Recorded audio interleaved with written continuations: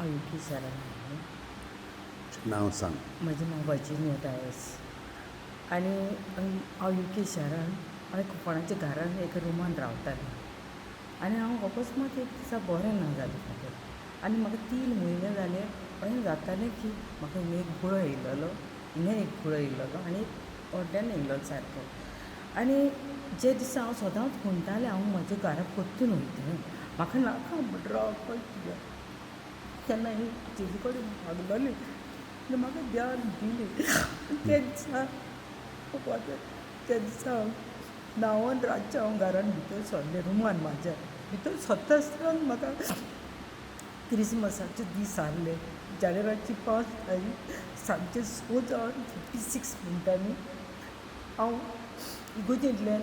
घरांतल्यान भितर रुमान येवन न्हांवून म्हाजे केंसां घेवन हातीन सोप म्हाका जेवण चलना आसलें आनी हांवें म्हाज्या भयणीक फोन करून सांगलें हांव गोंयान येता 20 तारीख जानेवारीच्या ही सकाळ सांजची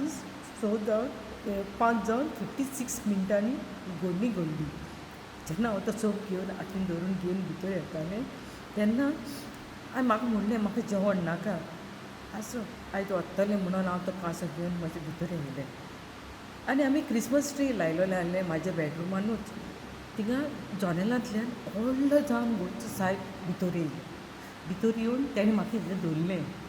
देरा कडेनच आहलें हांव धरून म्हाका तेणें उखल्लें आनी हाडलें आनी बेडा कडेन दवरलें हातीन म्हाजें सोप आहा पूण म्हाजो हालोंक ना आनी इतली व्हडली मिलाद जाली म्हणून तो म्हाका म्हणपा लागलो तूं बरें जाय आं म्हणून हांवें ताका पळयलो जाप करून तो धांवन नाच जालो आनी ही म्हाका गोडणी कळ्ळें की हांवें रोखडीच म्हजी मामी म्हाजी भयणी म्हाका सगळ्यांक हांवें सांगली